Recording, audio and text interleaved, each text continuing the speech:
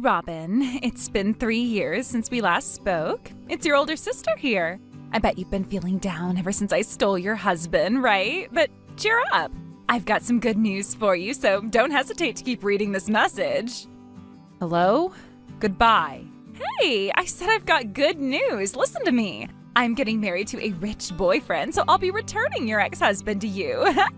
He said he's ready to remarry you, so take him back with open arms, okay? What kind of misunderstanding are we dealing with this time? Huh? What misunderstanding? What part of what I said is a misunderstanding? I'm just letting you know I don't need your ex-husband anymore, so I'm giving him back to you. Ex-husband? I never got divorced in the first place. Wait, what? I got married 4 years ago, and my husband and I haven't had any major arguments. We're getting along well, and we even have a 2-year-old child now. What? You're the one who's got things all wrong. Your ex-husband fell in love with me, and we ran away together. That's why he's been living with me for the past 3 years. There's no way I could be mistaken about that. It's the undeniable truth. Well, it's true that you've been living with someone you believe to be my ex-husband. That much is a fact. Right? But here's the thing. The man you think is my ex-husband isn't my husband at all. He's someone completely different. Wait, what? 3 years ago, when you sent me that weird message saying, I'm taking your husband, and then disappeared, my husband and I were actually on a vacation at a resort.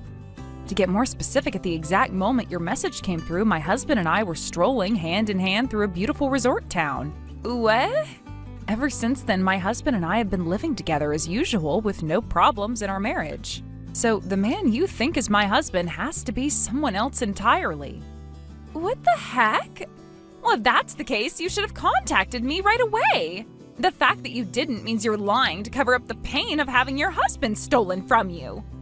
Didn't you have me blocked until just recently? Of course I did send a message to correct you, but it was never marked as read. What? You're kidding, right?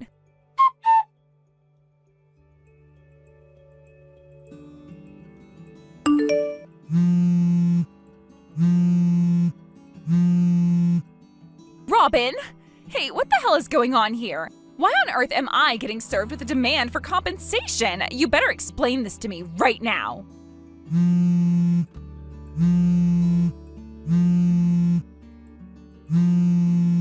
Why are you even calling me about this?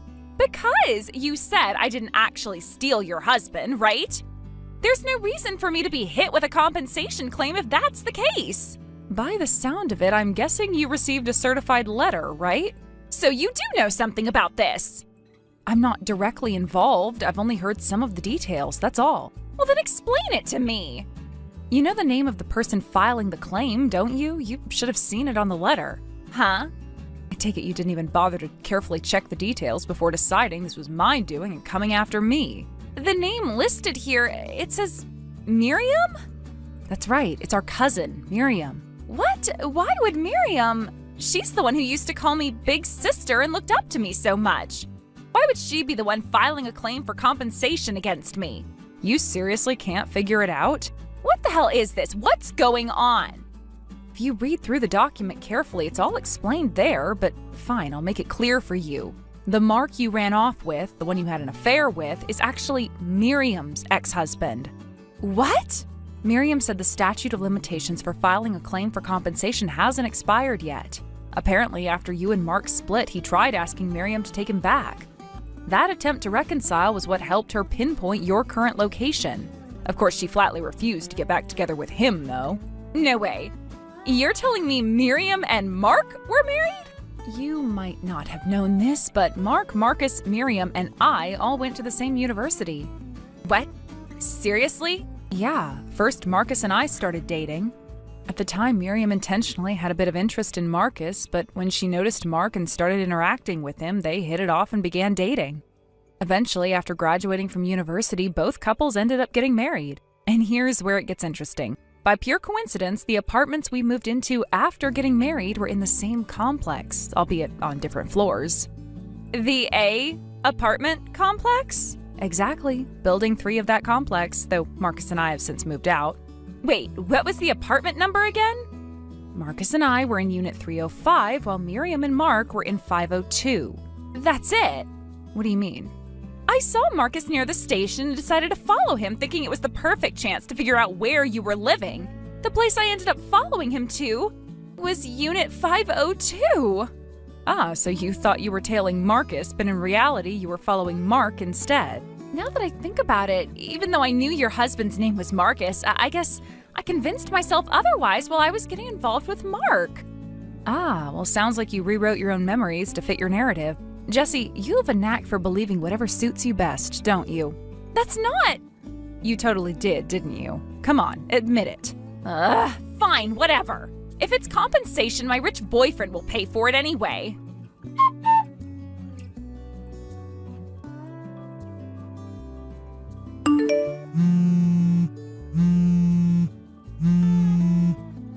Help me, I don't have any money.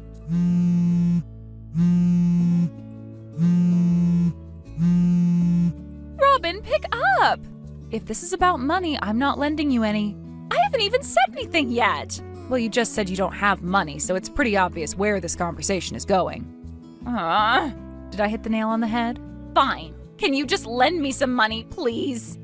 I already told you, no. Weren't you just boasting about how your rich boyfriend would handle everything? He dumped me! Said there's no way he'd marry a homewrecker who's also a two-timing cheat. Oh, so he found out about your past behavior?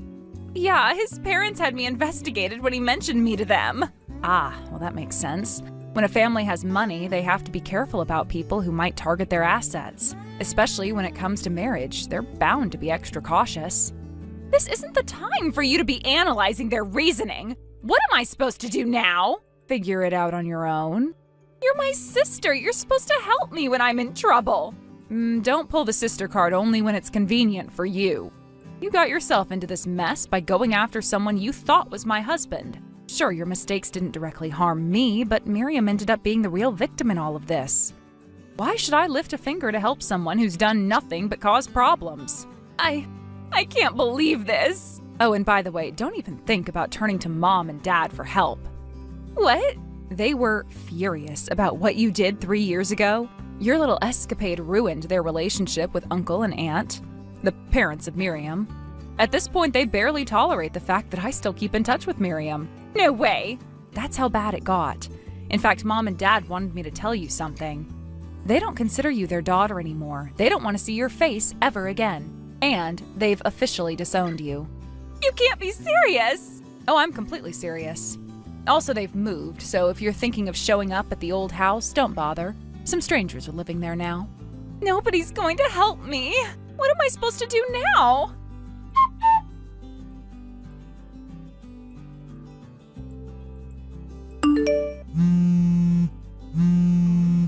Robin, this is Jessie again.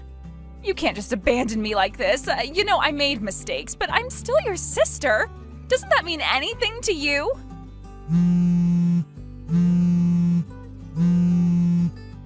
Stop calling me, Jessie. You have burned too many bridges to expect anything from me anymore. I have my own life, and I refuse to let your problems drag me down. Goodbye.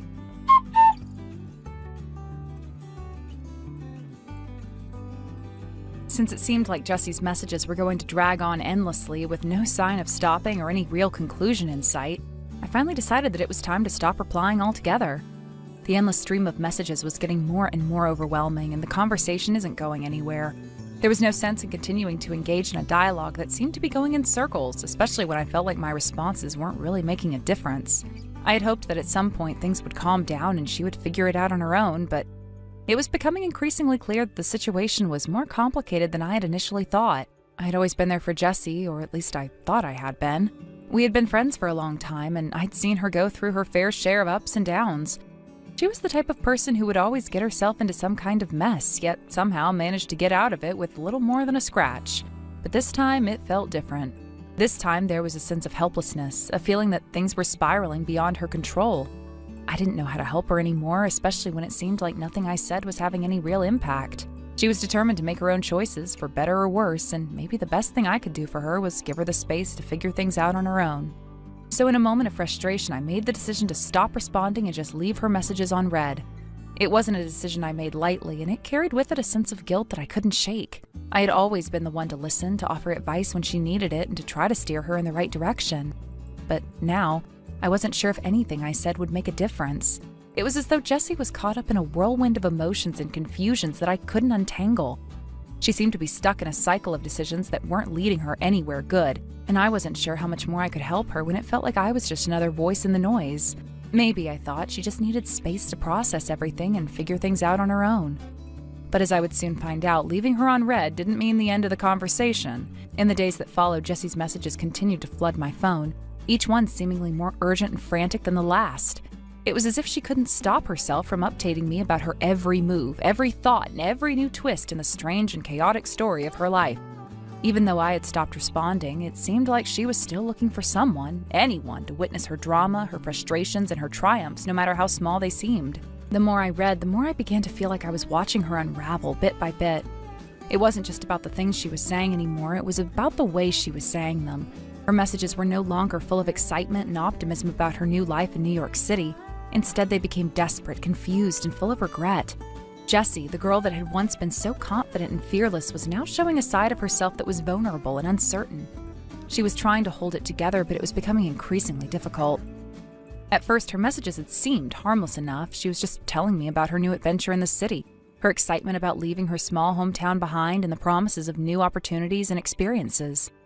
Jessie had always been the type to embrace change, to chase after something bigger and better, and she was convinced that New York City was the answer to all of her problems. It was supposed to be the fresh start she had been waiting for, the place where she could reinvent herself and leave everything behind. But as the days went by, it became clear that New York wasn't the dreamland she had imagined. New York City boyfriend is sending me money. Nobody in my hometown is willing to help me. I remember reading this message and feeling a mix of concern and disbelief. Jessie had always been good at finding people to lean on, but I had never heard her speak so bluntly about her situation. She seemed to be bragging about the money she was receiving from this boyfriend she had met online, but something about the message didn't sit right with me.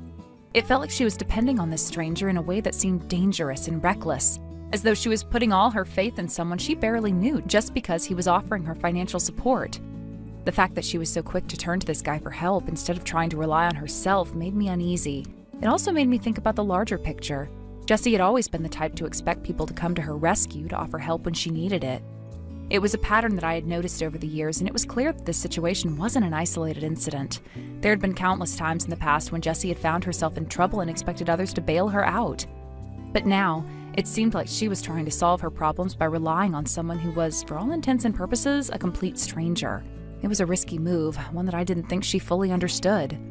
But that was just the beginning. As Jessie continued to update me, her tone began to shift. What had started as excitement about her new life in New York City quickly turned into frustration and confusion. She had gone from feeling like she was on top of the world to feeling completely alone and betrayed.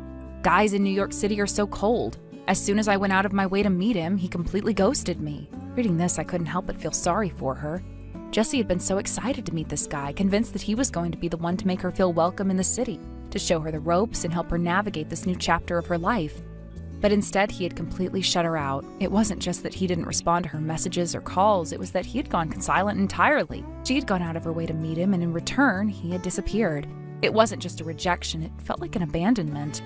Jessie had invested so much hope and energy into this person, and to have him completely shut her out was a blow she wasn't prepared for. I could tell that Jessie was hurt, but rather than sitting with her feelings, she quickly tried to brush it off and move on to the next thing. "I've already found a new guy. Typical me, right?" It was clear that she wasn't letting herself fully process what had happened. Instead of confronting the feelings of disappointment and hurt, she was throwing herself into the next thing that came along. This new guy, this new relationship, was her way of trying to fill the void left by the first. But even as she typed those words, I could tell that she wasn't fully convinced by the new situation. She was trying to convince herself that everything was fine, that she could handle it, but deep down, I knew that she was just running from the pain of being hurt. She wasn't facing her feelings, she was covering them up with a distraction of a new relationship. And it wasn't long before that relationship began to show its own cracks. My new boyfriend lent me some money, but something feels off about him. This was when I began to get really concerned. Jessie had been so confident earlier, so quick to jump into a new relationship, but now she was expressing doubt. She didn't explain what exactly felt off about him, but it was clear that something was wrong. Her intuition was telling her that she was getting herself into another dangerous situation, but she wasn't sure how to get out of it. I could almost feel her internal struggle as she tried to justify her actions while simultaneously realizing that she had made yet another mistake. What should I do? He told me I need to earn money here, and then he took me to this really shady place. The words hit me like a punch to the gut. I could sense the panic in her message, the fear that had crept in as she realized she was in over her head. What kind of place was she talking about?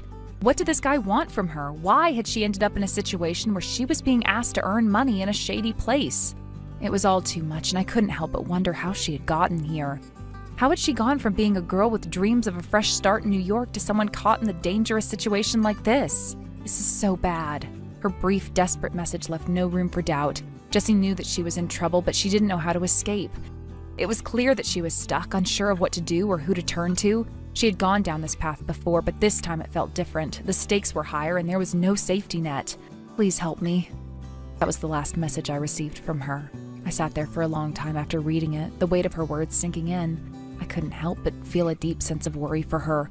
She'd gotten herself tangled up in a situation that was beyond her control. And now she was reaching out for help, but there was nothing I could do. It was a helpless feeling, one that I'd experienced before, but never to this extent. Jessie had always been the type to get herself into trouble, but this time it felt like she was in over her head. She had gone too far, and there was no easy way out. For a long time, I kept wondering if I should respond, if I should reach out and offer her the help she so desperately needed. But in the end, I couldn't bring myself to do it. I wasn't sure what I could say to make any difference. Maybe she needed to face the consequences of her actions, to experience the fallout before she could start making better choices. Maybe she needed to hit rock bottom before she could start climbing up. So I didn't respond. Instead, I sat in silence, hoping that Jessie would find a way out of the mess she had made. I wasn't sure if she would, but I couldn't be the one to fix everything for her anymore. She had to figure it out on her own, no matter how much it hurt to watch her struggle. Thank you for watching and listening. We hope you enjoyed the video. Don't forget to like this video and subscribe. Also, feel free to leave a comment about what you thought of the story. We look forward to seeing you at the next story. All right, I've made up my mind. Wyatt? I was just about to text you to ask if you were done with work. What did you decide? Rima, sorry, but I'm spending tonight with my ex-girlfriend. Riley? What? Your ex-girlfriend, as in Riley, the one who lived next door to your parents? Yeah, my childhood friend and ex. One of those people who are just extra special. Hold on, are you seriously saying that, knowing what day it is today? Even if you didn't realize, what you're saying is completely outrageous. Do you have any idea what you're doing? Yeah, that's part of why I'm messaging you. The hotel we booked for our wedding anniversary tonight, I'll be staying there with Riley instead. What? The hotel's already reserved, so I might as well spend it with the person I'm actually with right now, right? I seriously question your sanity. I never thought I'd be treated like this on our first wedding anniversary. Oh, come on, you can go any other time, right? Just let me have this one. I can't even begin to understand your thought process. Please, just let it go. You do realize what this means for us going forward, right? I'm not sure what you mean, but I'll take that as you letting me have my way. I've already checked into the hotel, by the way. I see. I guess it can't be helped. Thanks. Thanks? Seriously? Your delusion is so overwhelming, it's almost refreshing. I've managed to calm down because of it. I'll be heading back to my parents' house then.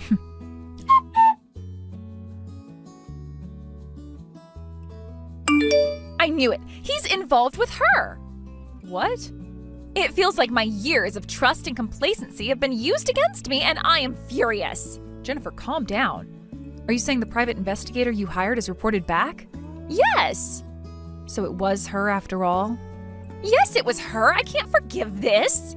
I understand how you feel, but you need to stay calm. How composed we are now could determine what happens next.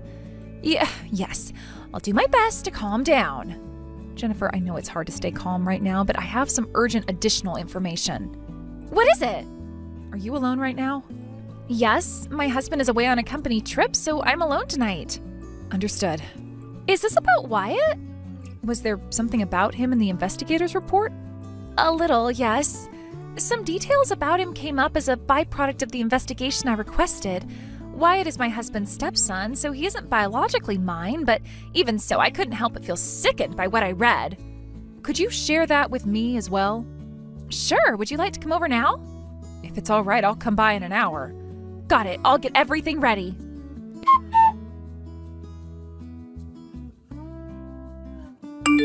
Whew!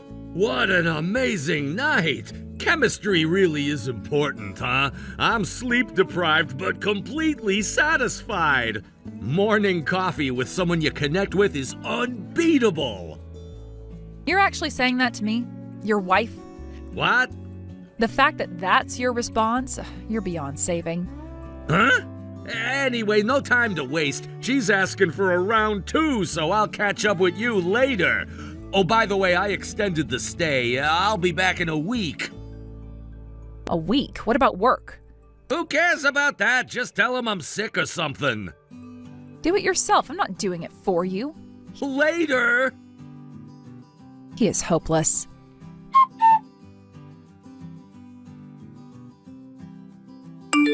Rima, thank you for last night and today. Have you managed to calm down a bit? Yeah, somehow. I spoke with my brother earlier and explained the situation, and he's agreed to let me stay at his place for a while. He even introduced me to one of his lawyer friends, and I've already scheduled a consultation for tomorrow. Oh, that's quick. And you're just getting started, aren't you?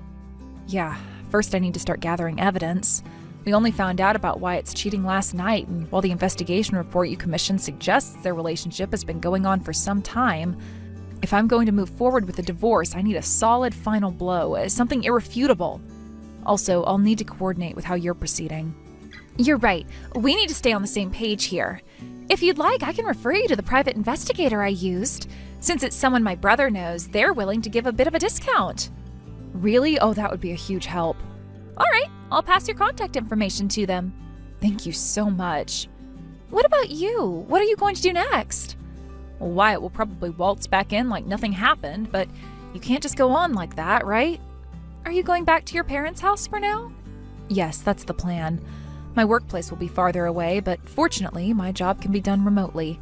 I'm planning to discuss it with my manager. Got it. Our enemy is the same. Let's keep in touch and get through this together. Yes.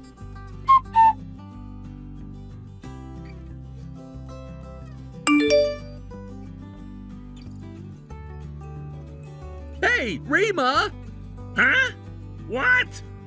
I just got back from the hotel and there was a divorce application sitting on the table. Perfect timing! Thanks! Oh, perfect timing, huh?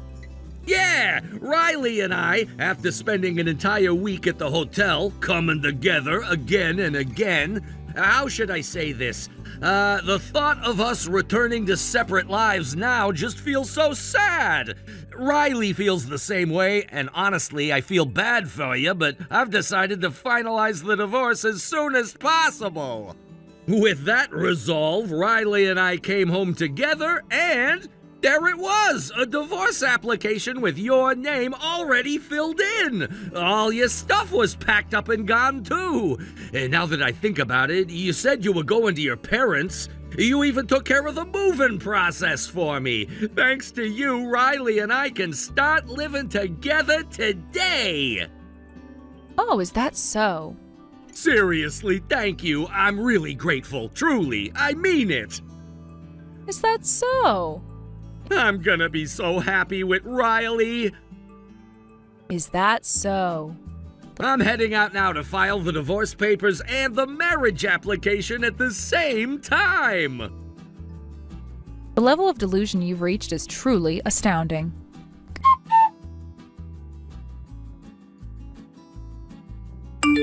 Our divorce is finalized, and Riley and I are officially married. We're husband and wife now.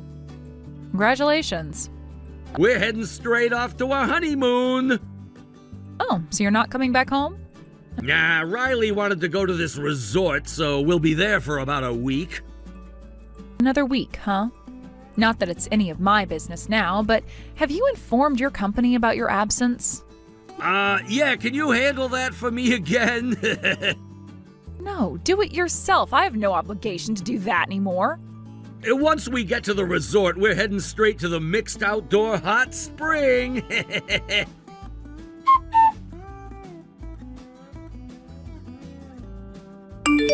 Jennifer, the divorce has been finalized. It seems they also filed the marriage registration with Riley at the same time. Oh my, how indecent! Well, from our side, it's been quite an interesting turn of events. I see. How about you? Yes, everything is going according to plan here. I just had my husband sign the divorce papers a moment ago, and I plan to submit them tomorrow. Not immediately, but tomorrow? Yeah, just to be safe, I'll do it tomorrow. Soon my divorce with my husband will be finalized. We'll be complete strangers. You had met with your husband earlier, right? How was it? It seems he had no idea that his affair had been discovered. His face turned completely pale when I told him. He signed the divorce papers without saying much, but then suddenly it seemed to hit him. He looked at me and said, "Wait, I still have time, right?" And with a desperate wide smile, he ran off. I wonder what he was trying to get in time for, I wonder. Who knows?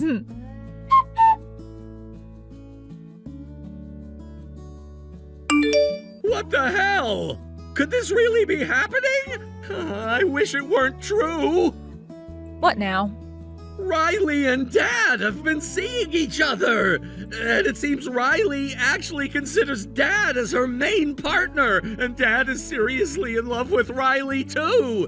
It seems like he wanted to marry Riley, but since he's still married to Mom, if their affair were to get exposed, it would result in a divorce and alimony. To avoid that risk, it looks like he thought that if I, his son, marry Riley and we start living together, they'd always have a reason to be together. But you're still married to me, aren't you? Just so you know, I'm going to claim alimony. It's gonna be on me to pay, and it won't affect us, so whatever. What a perfect example of someone only thinking about their own convenience. But the thing is, Dad's affair was discovered by Mom, and the divorce has been decided. Dad's gonna have to pay alimony to Mom, but now he can marry Riley openly. Last night, Dad contacted Riley and told her that. You and Riley must have filed your marriage registration just a little bit ago, right? Yeah, we did. You probably already know this, but legally, people who used to be husband and wife can't remarry each other. Even if you and Riley get divorced now, your dad and Riley can't get married anymore. That's it! That's what I was trying to tell you! What?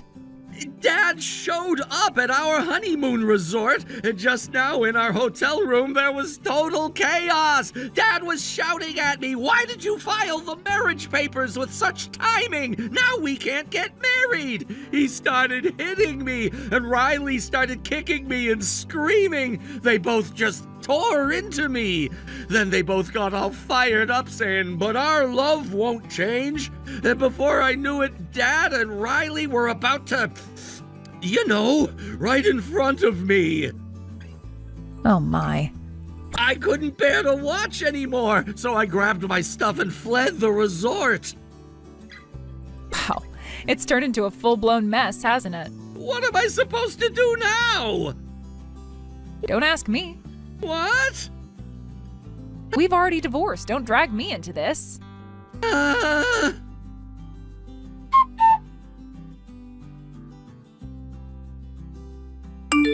I got fired from my job! You got fired from your job? I stayed in a hotel for a week. Then after that, I just couldn't get myself to leave the house because of all the chaos. But eventually I had no more paid leave left, so I forced myself to go back to work after nearly half a month. And when I got there, they treated the 2 weeks as unauthorized absences. All right. Unauthorized absence for 2 weeks, wasn't it? Why didn't you tell them you'd be absent? You told me to handle it. But... The thing is, you took the extra vacation for staying at the hotel because you were cheating with another woman, and the honeymoon trip with Riley was after we'd already divorced. And yet you just dumped all the responsibility of notifying the company on me, which is totally unreasonable. What the hell am I supposed to do? This is a nightmare, and I have no idea what to do anymore. Just so you know, I'll be claiming alimony later, so make sure you pay up. Huh? This is still going on? It's a nightmare!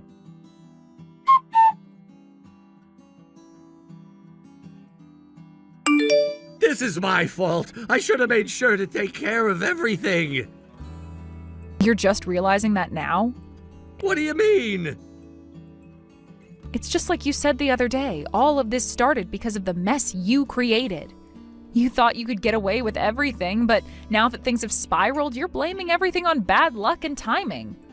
I didn't think it would go this far. Well, now you know. You should have thought things through before you did all this. It's too late now, I know that. You didn't have any intention of actually working through it, did you? You kept pretending everything was fine while making it worse, lying, cheating, and expecting others to fix it for you. I didn't think it would be like this. Well, it is. Now you need to deal with the consequences whether you want to or not. What do I do? I don't know what to do anymore. I've told you already, I'm not helping you. You're on your own. But please, I need your help just this once. You think I'll just help you after everything you've done? You're the one who chose all of this. You're the one who caused it, not me. You have to face it now.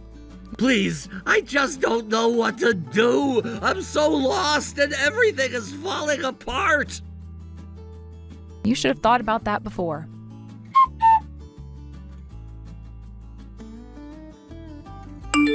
I've made a huge mistake. I should never have done all this. I've been thinking about everything and I don't know why I was so selfish. I thought I could get away with it, but now it's too late. Everything's ruined.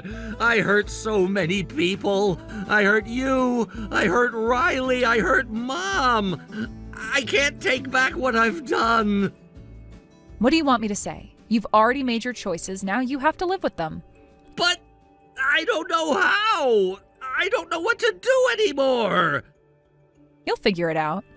But don't expect anyone to save you now. You have to face the consequences on your own. But I don't know if I can. I feel like everything is crashing down. It is crashing down, and it's your own doing. I can't fix it for you.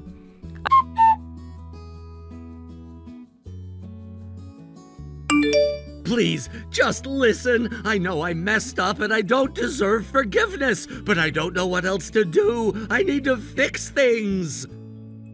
I've heard enough from you. What? Why? I've had enough of your excuses. This is on you. You're the one who chose this path. You didn't think things through, and now you have to deal with the aftermath. I understand. I know I messed up. I'm just asking for a chance to make things right. You've had chances. You've had many chances, and you have thrown every single one of them away. Please, I'll do anything. Just give me a chance. No, I'm done here.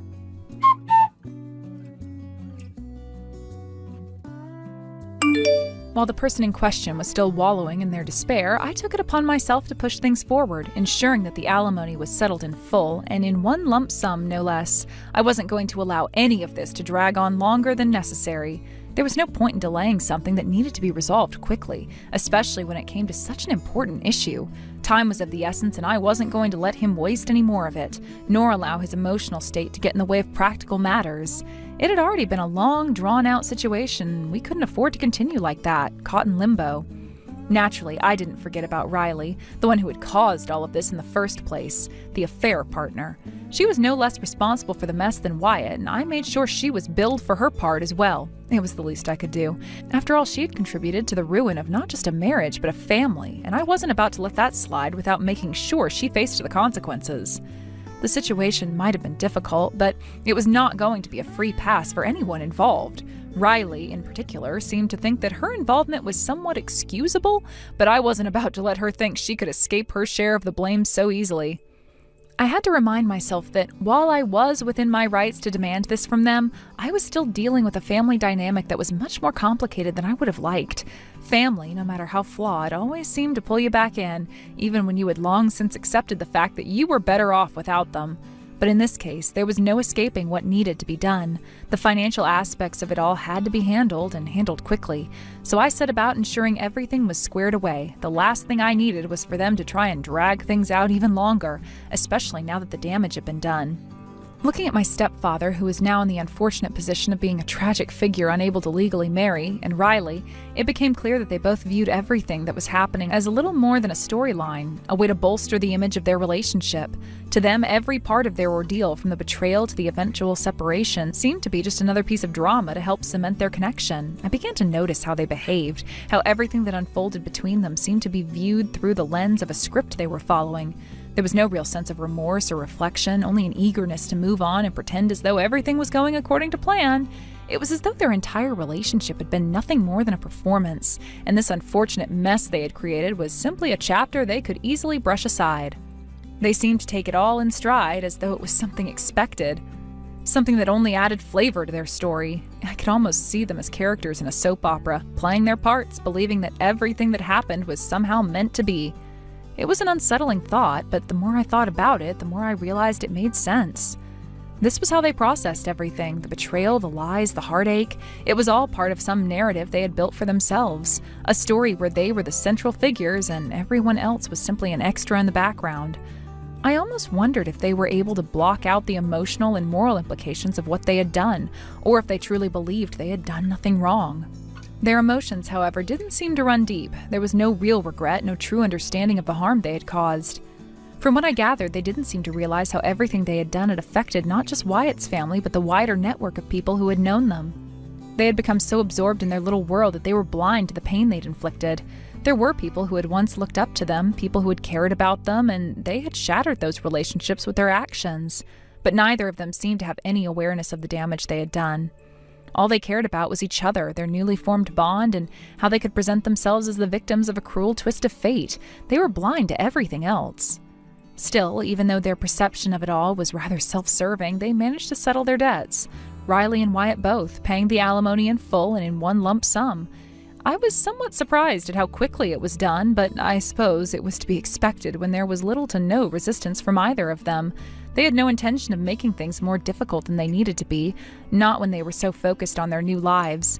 They probably thought that paying the money and putting everything behind them would help them move forward, but the truth was, the mess they had made was not something you could easily erase with money. No amount of alimony would undo the damage, but at least it brought the financial side of things to a close. For me, this quick resolution was actually a blessing. While I had my reservations about the whole situation, at least it meant there would be less hassle in the long run. The last thing I wanted was to keep dragging things out or dealing with more of the emotional fallout from this entire mess. There had been enough of that already, and with the alimony paid in full, I was able to cross that particular issue off my list. No more arguments, no more back and forth. It was done. I didn't have to worry about Wyatt or Riley trying to wriggle their way out of their responsibilities. They had paid, and that was that. I could focus on moving forward, and that was the most important thing for me at this point. But life didn't stop there. After the payment was made, Wyatt and Riley's marriage came to an end, just as expected. Their relationship, which had always seemed to be built on shaky ground, collapsed completely. Wyatt, having lost everything, his family, his home, his finances, left town. There was nothing left for him there. He took what little he could and disappeared. No one knew where he went, and honestly, no one cared. His absence was just another part of the drama that had played out. It was as if he had become a ghost, fading into the background, no longer a part of the picture. The only thing left behind was the mess he had created and the sense of emptiness that followed him out of town. As for Riley, she didn't exactly have the luxury of disappearing. She was left to deal with the fallout of the divorce, but instead of taking time to reflect on her role in everything that had happened, she quickly moved on, within a matter of weeks. She and my ex-stepfather were already living together. It seemed like the next logical step for them, a way to solidify their bond. Their relationship, which had started off in secrecy, was now fully out in the open, and yet, despite the outward appearance of everything being fine, there was an underlying tension that couldn't be ignored. In the beginning, everything seemed to be progressing smoothly, or at least that's what they wanted everyone to believe, but soon enough the cracks began to show. The neighbors, who had been quietly observing their relationship from a distance, finally started to take notice. At first they kept their opinions to themselves, but as the days went by, it became increasingly difficult to ignore the odd looks and whispered conversations behind closed doors. The whole situation had started to attract attention, and not in a good way. It was then that my ex-stepfather and Riley seemed to wake up to reality. For all their earlier confidence, they hadn't realized just how much judgment they were under. It wasn't just their immediate families that had been affected by their actions, it was the whole community. People who had once respected them now viewed them with suspicion, and it seemed to be a hard pill to swallow. They were no longer the picture-perfect couple they had once imagined themselves to be. Instead, they were just two people who made a series of poor decisions and now had to live with the consequences. Their fantasy of a happily ever after was crumbling before their eyes. It wasn't long before their relationship started to show signs of strain. The awkward silences grew longer, the arguments more frequent, and the sense of unease that had previously been pushed aside could no longer be ignored. They had moved in together quickly, thinking it would somehow solidify their connection, but it had only brought out the differences between them. They weren't the perfect match they had once believed themselves to be, and the reality of their situation was starting to take a toll. Now it seemed as though the end was near. The tension between them had become palpable. The relationship was no longer the fresh, exciting new beginning they had imagined it to be. It had become a strained and uncomfortable existence, one that was unlikely to last much longer. Every day felt like a reminder of how fragile their bond truly was, and how quickly it had unraveled. The realization that they were not going to live happily ever after, that their story was not one of a fairy tale romance, seemed to have finally sunk in. I brought back my 27-year-old girlfriend and our 6-year-old daughter from the place I had been stationed alone for work. Destiny, you're no longer needed. Sign the divorce papers and get out. Take our son with you, too. Is that so? Have you already prepared the divorce papers? Yeah, I'll put them in the mailbox tomorrow. I've already filled out my part, so I want you to submit them to the municipal office as soon as possible. I see. Well, since you've gone to the trouble, I'll accept them. But I won't be submitting anything until I've confirmed that alimony and child support have been deposited into my account. What? Huh? What's the problem? It's just, your response is unusually calm. I was expecting something more like panic or outrage. Oh, is that what you were hoping for? Well, I mean, normally I don't think anyone would be composed in this situation. That's probably because I've known about your affair for quite some time. What? You've been having an affair during the 8 years you were stationed away, and you even had a child with the other woman, didn't you? At first, you were supposed to return after 3 years, but you kept finding excuses to extend your stay. In reality, it was because you had a child with her, wasn't it? You couldn't come back here because of that. And now, after all these years, you finally decided to return because as your child with her grew older, it became harder to keep it a secret. The timing coincided with our son Jake turning 18 and becoming an adult. Isn't that the truth? You knew all of that? This is actually terrifying. Oh, please. Do you know who first noticed your affair? It was Jake. What? It was around this time last year Jake was in Houston for a sports tournament. Houston? You understand what I'm saying, don't you? You and your mistress, along with your daughter, were also in Houston for a little family trip, weren't you? You played house, pretending to be one big happy family, didn't you? And Jake saw it with his own eyes. It's been almost a year since that incident, so Jake seems to have calmed down a bit, but I won't let you act as if you don't understand how traumatic this has been for him. I also know that right now you, your mistress, and your daughter are temporarily staying in a weekly rental apartment in the city. I'll be sending you a certified letter there. I've already contacted a lawyer, so you better prepare yourself.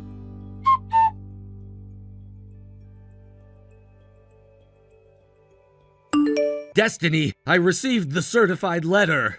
The evidence of your affair was included too, wasn't it? Yeah. I can't believe you managed to dig up so much information. But thanks to that, I've realized something important. What would that be? You seem to know an awful lot about my girlfriend and daughter.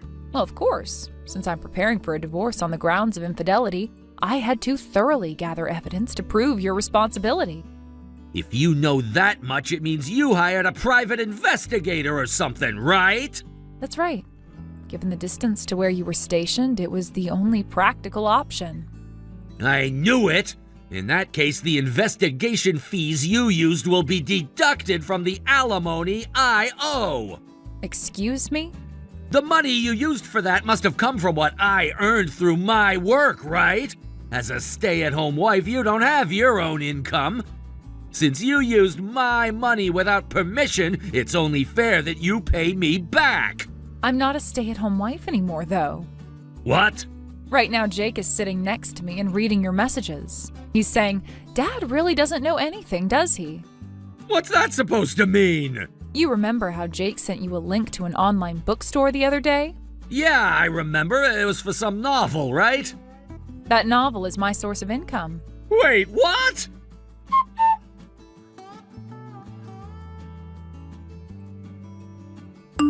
Jake sent me a message telling me to check the author's name, so I went to the online shopping page he mentioned.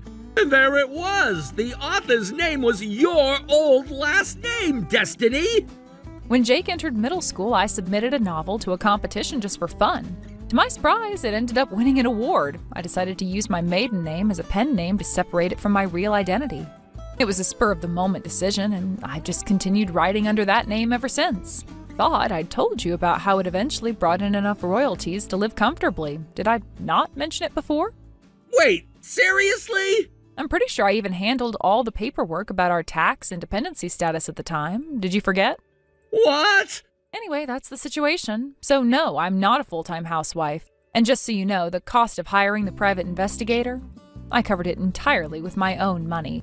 There's no need for you to worry about that. Oh, I see. Also, the one who needs to move out of that house is not me, Samson. It's you. What?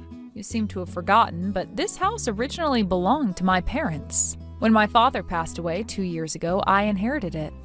Did you forget about that too? Now that you mention it, yeah, I remember. But you've got to be kidding me. I thought this house didn't have rent to worry about, so I could bring my girlfriend and daughter here. Where are we supposed to live now?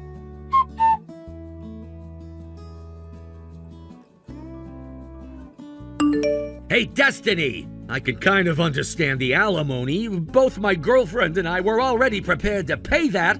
But what's the deal with child support? What do you mean, what's the deal? It's child support for Jake, of course. You're responsible for paying it until he turns 21. Wait a minute, the legal age of adulthood is 18 now, isn't it? Don't you know that? Oh, is that what this is about? Of course I know. Then I shouldn't have any obligation to pay child support anymore, should I? Wrong. What? Child support is typically required until the child turns 21. The change in the age of adulthood to 18 doesn't affect that. What? Think about it. The age for drinking and smoking is still 21, right? It's the same principle. Seriously? If you're unsure, you can consult your lawyer. Oh, and another thing. I'm guessing you're just reaching out without properly reviewing the certified documents we sent yesterday. But let me remind you, I consulted a legal professional before making these claims for alimony and child support. The chances that we made any errors in the calculations or the claims themselves are extremely low. So instead of bombarding me with questions, maybe you should do your research first. Try to understand my perspective here. It's exhausting having to explain this every time.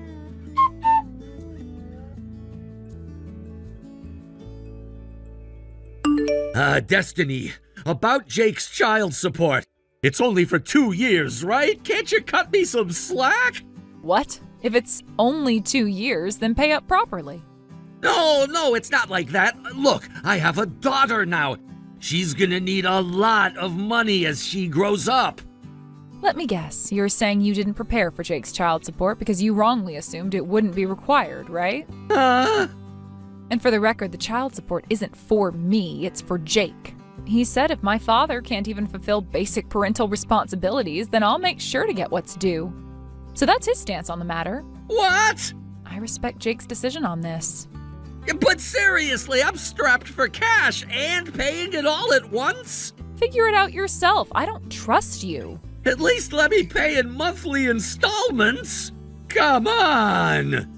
It's time you stopped making excuses. What? If you have questions, ask your lawyer.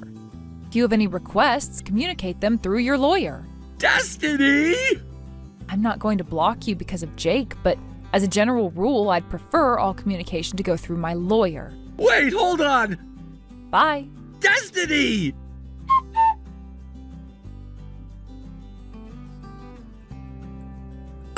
Destiny, it's me, Samson. Your ex-husband, Samson? Ugh.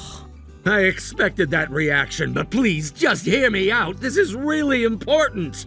What do you want? I got divorced. Huh? My wife, she left me. She just up and left, taken off without a second thought.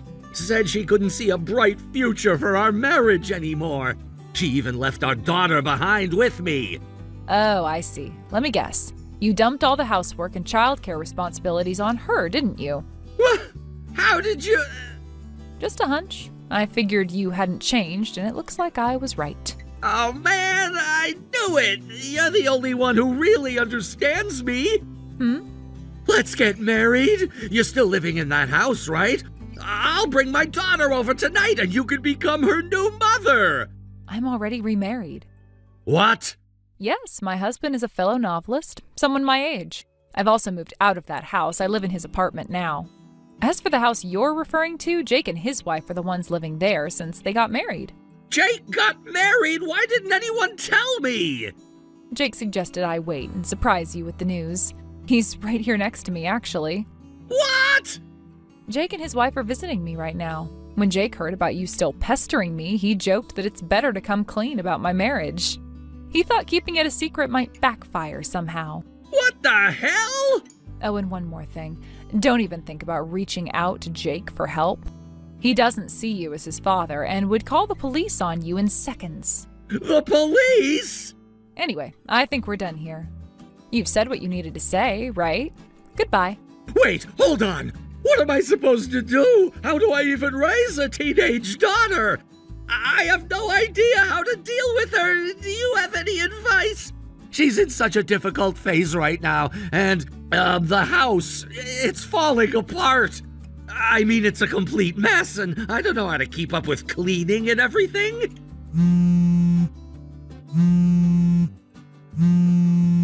Destiny, please!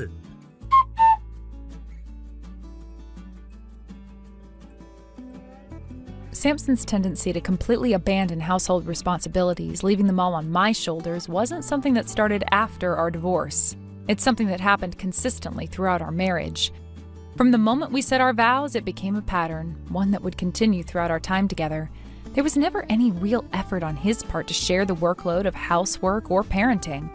It was as if he had no concept of what it meant to be a partner in those respects, and I found myself doing everything. At the time, I thought it was just the way things were supposed to be. I tried to convince myself that I could handle it, but in reality, it drained me to my core. And looking back, it's hard to believe I allowed it to continue for as long as I did. I can still remember how I felt when it was finally decided that my ex-husband would be transferring to a new position on his own. The decision felt like both a relief and a burden being lifted all at once.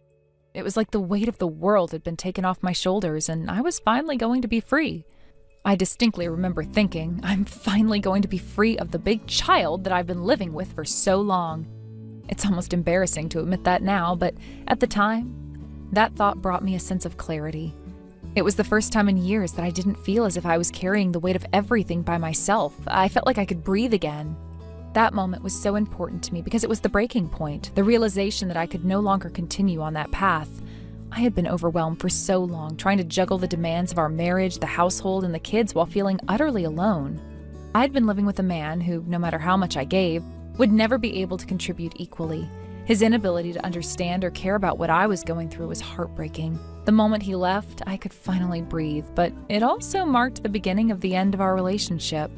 Fast forward to after our divorce, when he eventually married the woman he had been having an affair with. It was no surprise to me. I had watched him carefully choose this woman during our marriage, and it was clear that he was emotionally invested in her long before we officially parted ways. It was almost as though he was more interested in his own desires than in the well-being of his family. I remember feeling betrayed, not just because of the affair, but because I had invested so much in our relationship, only to see him repeat the same mistakes. It was as if the divorce was just the beginning of a cycle he was doomed to repeat. And as expected, after they married, the same pattern unfolded. Samson once again threw all the household responsibilities onto his new wife, leaving her to handle everything while he continued to live a life of convenience and neglect. It was as though nothing had changed. He had simply moved on from one woman to the next. But the habits he had developed during our marriage had not disappeared. Once again, she found herself doing everything while he sat idly by, as if the burden of daily life was hers to bear. The fact that he could so easily fall back into these old habits made me realize just how little he had learned from the past. It was as if he hadn't taken any of the lessons from our marriage to heart, and it didn't take long before the relationship broke down just as our own had. It was heartbreaking to watch, and now after everything, I couldn't help but feel a sense of vindication. The path he had chosen, the one he had walked so easily, had led him right back to the same place, another divorce, another failed relationship. It was as though he couldn't escape the consequences of his actions, no matter how hard he tried. His inability to grow, to learn from his mistakes, had led him down this very predictable road. And it was almost as if I could see it happening before it even began. Now my ex-husband finds himself in a place where he is completely stuck. He has no idea how to navigate the challenges of life, especially when it comes to his daughter. He's clueless when it comes to raising her, interacting with her, or even understanding the basics of parenting. It's as if he's utterly inequipped for the responsibility, and that's probably the saddest part of all. I had hoped after our divorce that he would step up, that he would realize the importance of being a father, but it seems like he only has grown more disconnected from that role. His relationship with his daughter is strained at best. He doesn't know how to talk to her, how to relate to her, or even how to be there for her when she needs him most. In fact, his daughter's relationship with him has become so fractured that she eventually found herself in a position where she felt compelled to reach out to Child Protective Services. The home he's provided for her has become so unbearable that she had no other choice but to seek help. She could no longer live in a house where neglect was the norm. The stench of the house, the mess, the lack of care, everything about it drove her to seek a way out. Can you imagine being a child in that situation? Feeling that your only option is to go to strangers for help because your own parent can't provide a safe, clean, or nurturing environment? It's heartbreaking, and it speaks volumes about the kind of person Samson has become. But this is where the story takes another turn. Not only is his personal life in shambles, but his professional life has also taken a major hit. He's been removed from the fast track to promotion at work. Once a promising employee, his career is now stagnating. It's almost poetic in a way. His inability to commit, his selfishness, and his lack of accountability have all caught up with him. He betrayed people along the way, and now he's paying the price for it. His lack of effort, both at home and at work, has led him to a point of no return. It's a harsh reminder that actions have consequences, and those consequences can follow you in every part of your life. I can't help but feel a certain sense of validation when I think about all that's happened. It's not like I take pleasure in his downfall, but rather that I've been able to see firsthand how life is a way of delivering consequences. We all make choices, and sometimes those choices come back to hurt us. For Samson, the choices he made, time and time again, have led him to a place of misery and regret. It's a stark reminder that happiness doesn't come from avoiding responsibility or taking the easy way out. At the same time, I can't help but feel a sense of sadness for his daughter. She didn't ask for this. She didn't ask for a father who couldn't care for her, who neglected her emotional needs, and who failed to provide the basics of a stable home. The life she's had to endure is something no child should have to go through. Think about her future, and I worry. Will she be able to overcome the damage that's been done? Will she be able to find a way to move forward, or will she carry the scars of her childhood with her into adulthood? It's a question that haunts me, and I wonder if she will ever truly escape the shadow of her father's neglect. For me, the years of exhaustion, of carrying everything on my own, are behind me. I've moved on, and I've learned so much along the way. I've learned the importance of setting boundaries, of not allowing someone else to shoulder all the responsibility while I bear the weight of everything. I've learned about the importance of recognizing my worth and not settling for anything less than the respect and care I deserve. And while my life isn't perfect, it's mine. I've built a life that is my own, free from the burden of someone else's irresponsibility. As for Samson, he's stuck in the mess he created for himself. He's unable to break free from the patterns that have held him captive for so long. He's trapped in a cycle of poor decisions, unable to see a way out. And as I reflect on his situation, I realize that it's a cautionary tale. It's a story of what happens when we fail to take responsibility for our actions, when we prioritize our own desires over the needs of others, and when we refuse to grow. His life is a reflection of everything he chose, and the consequences have been devastating. He may never fully realize the depth of his mistakes, but his story will always serve as a reminder of the importance of accountability. Looking back at who I was during our marriage, tired, frustrated, and desperate for a change, I realize just how far I've come. I'm no longer the person who quietly suffered under the weight of someone else's neglect. I've claimed my sense of self, and I have found peace in knowing that I am in control of my own life now. Samson's story may be one of failure, but it's also a story of lessons learned, and those lessons will stay with me as I continue to move forward. Thank you for watching and listening. We hope you enjoyed the video. Don't forget to like this video and subscribe. Also, feel free to leave a comment about what you thought of the story. We look forward to seeing you at the next story. Pearl? Oh my, isn't this Leah, the poor one? Did you get lonely because no one talks to you at the kindergarten? It's only you and your entourage of that mother and child who are ignoring me. Huh? Listen here, Pearl. But how is it acceptable for you to openly show that attitude, ignoring me so blatantly in front of the children, and even drag the kids into it? Isn't that behavior completely inappropriate for a parent at a kindergarten? Oh, the poor single mother is barking again. I have a husband, and I'm not poor enough to be treated like I'm destitute. Then bring your husband here. Only then will I believe you. I told you my husband is working overseas, so I can't bring him here. See? I knew it. Your husband isn't here, is he? I knew it. It's a single mother situation after all. I've told you already that's not the case. Poor people shouldn't be coming to the kindergarten. Seriously, enough already.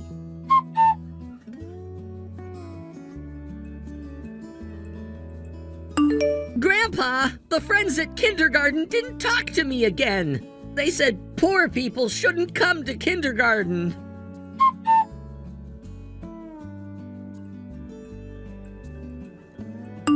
Leah, do you have a moment? Oh, Father? It's rare for you to call at this time. What's going on? Well, it's just that I noticed something strange in a message from Billy. I wasn't sure if you knew about it, and I thought it'd be better to talk to you directly. Huh? From Billy? Billy, as you know, recently started going to that cram school, and that's when he decided to get a smartphone. Yes, even though he's just in his first year of junior high, we discussed it with your father, and considering he comes home late sometimes, we thought it'd be better for him to have one. This way he could stay in touch, especially if he's out late. And I feel a little more secure knowing he can contact us if he needs anything. I didn't want him to feel left out, especially since many of his friends already have one. From what I can gather, the message seemed to be from Maggie using Billy's phone. She must have borrowed it and sent me a message because the words used were ones a 5-year-old typically wouldn't use. I believe Billy must have helped her type it, or at least guided her in writing it. I was shocked at how clearly written it was for someone so young. I wasn't sure if I should be concerned or not. I don't even know where she could have learned some of those phrases, but I'm sure Billy had to have helped her.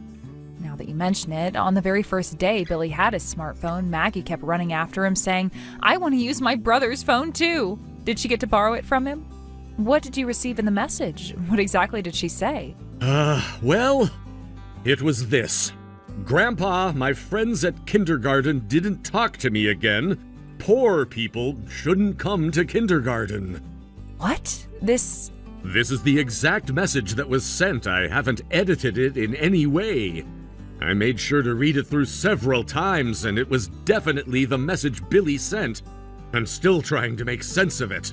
But it seems like Maggie might not be getting along well with her friends at kindergarten.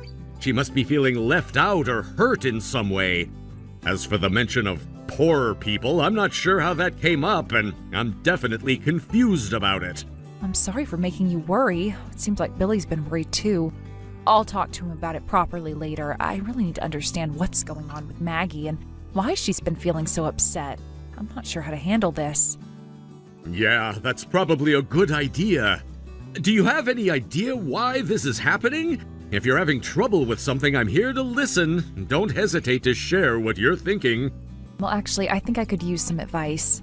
I believe the message you got was related to Maggie being ignored by her friends at kindergarten. She might be dealing with something that's making her feel isolated. I'm really concerned about what she might be going through at her age. She's only 5, and this is a difficult situation for kids when it comes to making friends and dealing with social dynamics. Ignored? It all started because I, as her mother, ended up getting on the wrong side of one of the moms who's a leader at the kindergarten. I didn't even see it coming, but it's been building up for a while now. At first I thought I could just stay out of it and avoid trouble, but then it became more complicated. Now it's affecting Maggie directly. On the wrong side? What happened? The mom's name is Pearl. Her father is the president of a major local company, and her husband is the vice president. They're quite wealthy and proud of making large donations to the kindergarten, showing off their upper-class status. They like to flaunt their power, and it seems like they enjoy being admired for their wealth and influence. But more than that, it seems like she's used to having people around her and doing whatever she wants because of her connections. It's hard to explain, but she seems to think that everyone else should bow to her, especially in the kindergarten setting. I'm just a bit confused as to why she felt the need to involve me in all of this. Why did she pick on you? She mistakenly thought that we were a poor single-mother family. She made assumptions based on some of the choices I've made and some of the circumstances surrounding our family. Huh? A single mother? Because my husband is working overseas and has never even come home, she must have assumed that we were divorced. I never gave her any reason to think that, but it didn't matter. Plus, I'm not a stay-at-home mom, and I work as an employee. Most of the clothes I wear are from brands that are generally considered inexpensive or budget-friendly. Our temporary apartment, while we wait for our new home to be built, is in a building that's 60 years old. It's not the nicest place, but it's all we can afford right now, and we're making do. It seems that these things matched her idea of what constitutes a poor family. So, Pearl and her entourage of other moms labeled us as the poorest family at the kindergarten. They've been talking about us behind our backs, and I'm sure it's been spreading to other parents, too. I see. I could have tolerated being the target of their behavior if it was just me, but recently they've even started telling other kids, "Don't play with Maggie, she's from a poor family." I overheard some of the other parents telling their children not to associate with her. I'm heartbroken for her, and it's really affecting her self-esteem. She's only 5, and she shouldn't be dealing with this kind of exclusion. Has the kindergarten done anything to intervene? Because Pearl's family has such influence, no matter how much I complain, they won't take any action. The kindergarten's director and the staff are all so eager to please Pearl's family, and no matter what I say or do, they won't step in. I've tried to address it with them, but they keep telling me to resolve it privately or just wait for things to settle down. They keep brushing it off. It's clear to me that they're trying to avoid getting on Pearl's bad side. They don't want to lose the funding or donations that her family provides. I see. I feel terrible for making Maggie go through this, but I'm planning to have her take a break from kindergarten for a while starting tomorrow. It breaks my heart to pull her out of school, but I think it's the best option for her right now. I don't want her to be exposed to any more of this negativity. I need to check something, though. Isn't the company Pearl's father runs called D Corp? Yes, it's D Corp. Are you, by any chance, involved with their business in some way? Ah, I am. But does Pearl not know that I'm your father? Well, that's right. Since I'm married now and my surname is different, and I met Paul after I got married, if she knew who I was, she definitely wouldn't have treated me that way. She's the type to respect power and authority, after all. She only values people who can offer her something in return. If she had known I was connected to you, she would have probably acted very differently. Can't help but feel like she's trying to manipulate everyone to get what she wants. I see. Understood. Perhaps it's time to deal with that family. Wait, father? I didn't mean it like that. I've been thinking about some things related to D Corp. There's an investigation that's been ongoing for some time. I've been part of some discussions regarding a few issues that have been brewing behind the scenes. If it comes to light, Pearl's family will be brought down by it. I'm not saying I'm going to take action directly, but there are people involved who are looking into it. Things will come to a head soon, and once they do, I believe Pearl's family won't be in the position of power they once were. That's just the way things work sometimes. I appreciate that you're concerned about me and Maggie, but you have a position in society and I don't want you to do anything reckless. Please, just be careful. I don't want you to get caught up in something dangerous or too complicated. Don't worry about me. Thank you for looking out for me. But I really need to be more careful with my choice of words. I'll make sure to think things through before I act.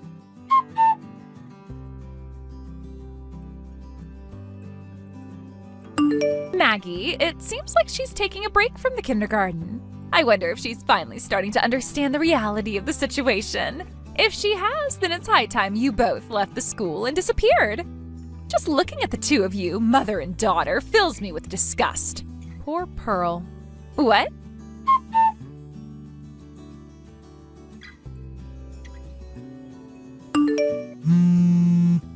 Leah!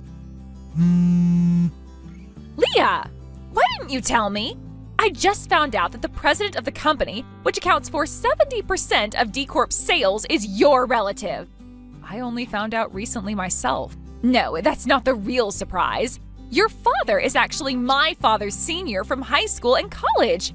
And on top of that, he's an active state legislator. Is this really something that needs to be talked about? Huh? It's not like I've been hiding it. If anyone asked, I would tell them. But then why have you been pretending to be poor? I'm not pretending to be anything. It's true that my husband is working overseas and we're living in an old apartment as a temporary place until our new home is built. As for my clothes, I just prefer affordable options. It's my personal taste. I have explained this all to you, but you and your friends have decided to label me and my daughter as a poor single mother family. That's not even the issue anymore. Please, can you connect me to your father? How much do I need to pay to make this entire situation go away? This entire situation? The competitive bidding issue, of course. Ah, so you're talking about the government-related bid rigging that D Corp was involved in, right? I've heard from my father's associates that they're investigating it. Bid rigging, where contracts were awarded unfairly to certain companies, right? And the company involved is D Corp. I don't really understand the details, but I know that there's a law called the Anti-Bid Rigging Law. I don't care about all that legal mumbo-jumbo. If this becomes public, my father and husband will be arrested. Just tell me how much your father wants to make this disappear. So you're suggesting bribing a state legislator to cover it all up? Don't put it that way. I just want you to keep quiet about it. Well, that's something I can't do. Why not? Because my father absolutely despises that kind of thing, and accepting money to cover up a crime would mean ruining his entire career. There's no way I would put him in that kind of situation. Well then, our kids are going to the same elementary school starting this spring, right? I'll make sure they get along, and we can even be friendly like the other rich families. Oh, but my daughter is going to the S University-affiliated elementary school in the neighboring city. What? We're actually building our new house near that school, so my involvement with your kindergarten group will end when she graduates. Well, actually, I wonder, will your child be transferring out soon? What am I supposed to do now? This is ruining my whole wealthy lifestyle. By the way, didn't you watch the news? What? Your father and husband's names are already being reported. No way! I can't handle any more of this. Just wait! I'm leaving now. Wait! I just looked outside and there are reporters everywhere. Please, at least help me out this once.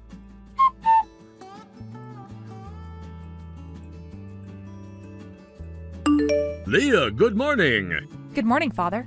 Are you on your way to the airport now? Yes. Maggie and Billy insisted on greeting you at the airport. Since my husband is finally returning after finishing his overseas work assignment, they're both really eager to see him. I see.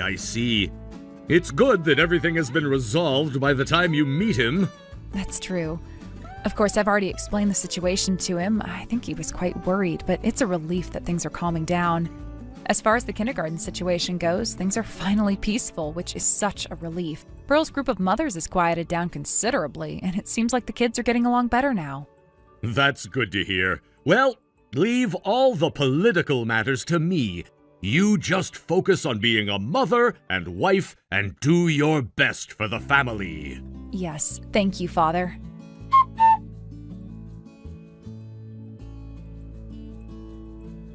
At last, things around me are calming down and I can finally take a deep breath and feel a bit of relief. It's been a long time coming, but after so many weeks of tension and uncertainty, the situation is beginning to settle. I was honestly starting to wonder if we would ever get to this point, but here we are. The worst seems to be behind us, at least for now. Since then, a lot has happened, and the changes have been significant. It seems that D Corporation, which has been at the center of much turmoil, has undergone some drastic management changes. The entire leadership team has been replaced, and they're currently in the process of overhauling the company's structure. It's a difficult but necessary step, especially considering the problems they've been facing. There's still a lot of uncertainty surrounding the company's future, but they are making an effort to restructure, hoping to improve the situation and create a more stable environment going forward. It's not going to be an easy road, but they're trying. On a personal note, Pearl has had her own dramatic upheaval. Her life has completely changed since everything started. Her husband, as well as her father, found themselves in serious trouble, so much so that they both became involved with the police. It's hard to imagine how things got so bad, but It seems that they crossed a line that they couldn't come back from. Both men had to deal with the legal consequences of their actions, and it wasn't long before Pearl had no choice but to divorce her husband. It must have been a difficult and emotional decision for her, but in light of everything that had happened, I suppose she had no other option. Divorce is never easy, especially when there are so many other issues to contend with, but for Pearl, it was the only way out. To add to her troubles, it appears that Pearl's parents also went through their own divorce. The breakdown of their marriage added even more complexity to an already chaotic situation.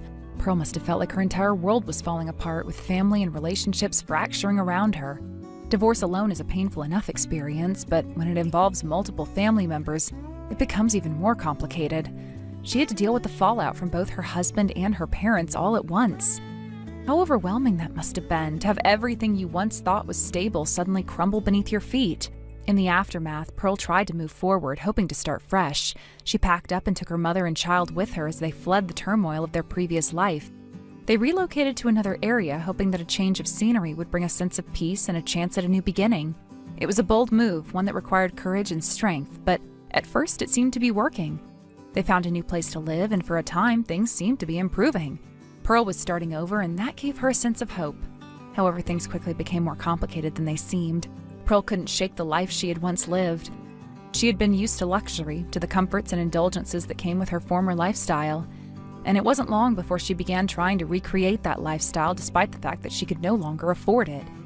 She started spending money she didn't have, going back into debt and even borrowing money to keep up the appearances of the life she once led. The pressure of maintaining that image became overwhelming for her. She couldn't let go of the past, and it drove her to make reckless financial decisions, all in the hopes of holding on to something that was no longer realistic. Her mother, who had been supporting her during these difficult times, started to become deeply concerned about the effect this behavior was having on Pearl's child. The financial instability, the reckless spending, the constant strain, it was clear that this was not a healthy environment for anyone, and certainly not for a child. Pearl's mother saw the damage it was causing and tried to step in, hoping to guide her daughter back onto a more reasonable path. But Pearl refused to listen. She couldn't let go of the dream of the life she had lost, and as a result, she kept making poor choices. After that, Pearl's life seemed to spiral even further out of control. The debt continued to pile up, and she couldn't stop herself from making one bad decision after another.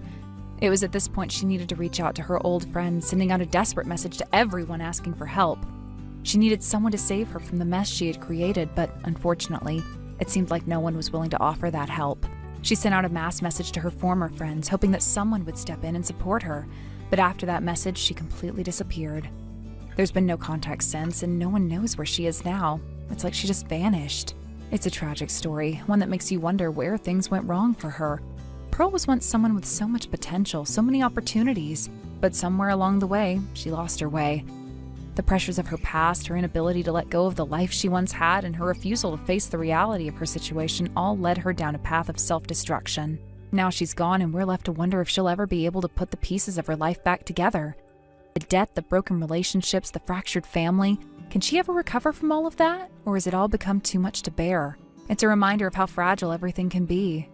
Life can change in an instant, and sometimes the choices we make can have consequences we never imagined. Pearl's story is one of loss, not just of material things, but of relationships, of security, and of her own sense of self. And now she's gone without a trace, leaving only the memories of what she was and what she could have been.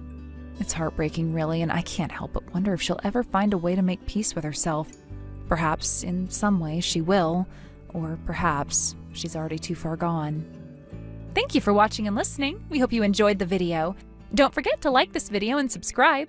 Also, feel free to leave a comment about what you thought of the story. We look forward to seeing you at the next story. Thank you for watching. Please subscribe and hit the like button. See you next time.